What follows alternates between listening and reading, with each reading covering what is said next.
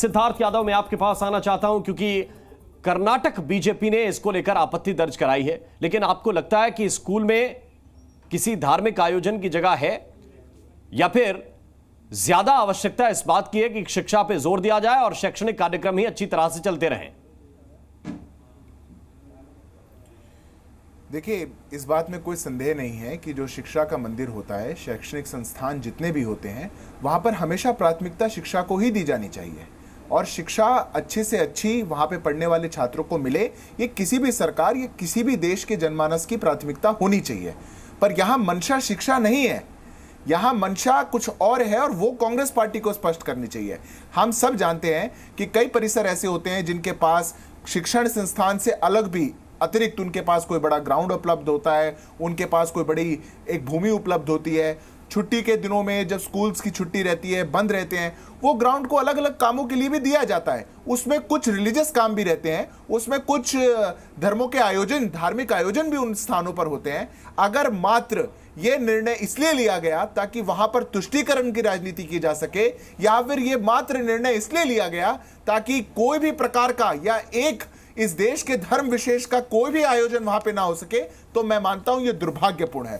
Congress party को अपनी मंशा स्पष्ट करनी चाहिए। यह वो सरकार है जो वैसे तो देश में एक वर्ग विशेष के लिए कुछ भी वादा करने को तैयार है। आरक्षण छीन करके पिछड़ों का, दलितों का, औरों को देने को तैयार है। आरक्षण को निकाल करके देश के शोषितों का, वंचितों का, एक धर्म विशेष को देने को तैयार है। और वैसे उनको जब अन्य लोग हों, उनके धार्मिक आयोजनों में ऐसी टीस हो जाए, तो मैं मानता हूं कि वोट बैंक के लिए होने वाली ये राजनीति कांग्रेस पार्टी को बंद करनी चाहिए। ठीक है, हमारे साथ कपिल श्रीवास्तव है समाजवादी पार्टी की ओर से। और वैसे भी कर्नाटक में यूटर्न की सरकार। कपिल जी, कांग्रेस के स्पोक्स पर्सन तो हमारे साथ नहीं है, लेकिन आपके साथ गठबंधन में, इसलिए सवाल मैं आपसे कर लेता हूं। क्या ये आप निर्णय उचित मानते हैं और बीजेपी की आपत्ति पर आप क्या कहेंगे? देखिए, एज ए अधिवक्ता भी मैं आपको कह सकता हूं कि ये निर्णय संवैधानिक है जी। जो हमारी शिक्षण संस्थाएं स्थापित करने के नियम हैं, उसमें शैक्षणिक कार्य के इतर कोई काम नहीं होना चाहिए। और ये किसी एक धर्म, जाति के और विशेष के लिए तो नहीं है, किसी एक वर्ग विशेष के लिए तो नहीं है। उच्च शिक्षण संस्थाओं में सभी धर्म जाति के लोगों के बच्चे जाते हैं पढ़ने। इसमें क्या बुरी बात है? 4 दिन किसी फंक्शंस को, स्पिरिचुअल्स आपके यहाँ पूरा का पूरा आप शिक्षा प्रभावित कर रहे हैं, ये तो पूरे देश में लागू कर देना चाहिए। क्योंकि माँ सरस्वती की पूजा तो अपने आप हो रही है, रोज का रोज हो रही है जी। भाई, विद्या की देवी कौन?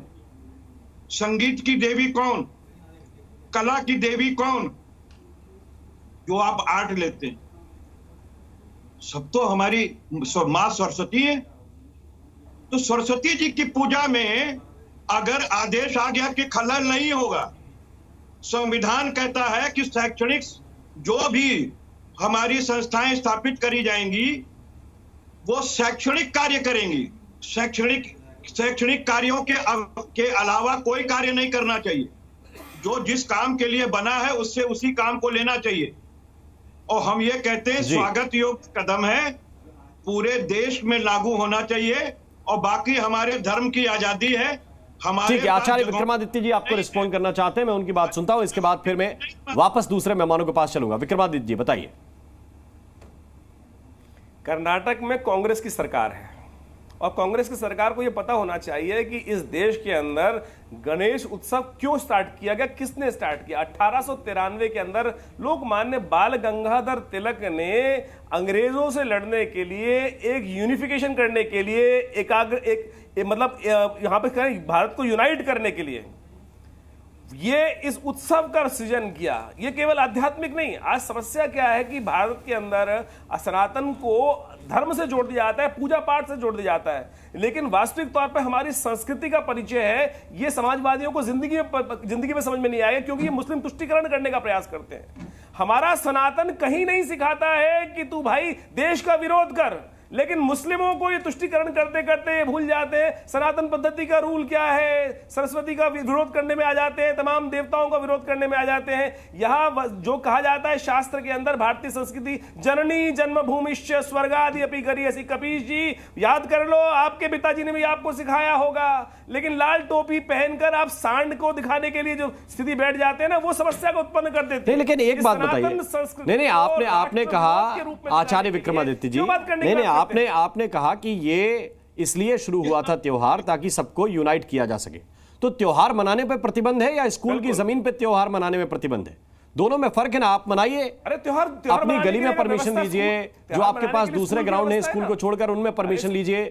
क्या आपको लगता है कि स्कूल में मनेगा तभी सब कुछ यूनाइट होगा? आया है तो मनते आने में स्कूल में क्या दिक्कत? अगर परंपरा रही है तो परंपरा को तोड़ने का कार्य केवल तुष्टिकरण के लिए, मुस्लिम वोटों को एक करने के लिए कि नहीं ये नहीं होगा। लेकिन जो मदरसे वाले स्कूल है वहां नमाज होगी, सरकार से ग्रांट लेंगे, वहां नमाज अदा जरूर करेंगे, वहां कुरान जरूर पढ़ाएंगे। मुझे बताइए ये क्या मतलब है? सरकार से ग्रांट लेकर तमाम मदरसों के अंदर आप यहां पर कंप्यूटर नहीं पढ़ा रहे हैं, यहां बाकी केवल कुरान पढ़ा रहे हैं, वो कहां से जायज हो गया फिर?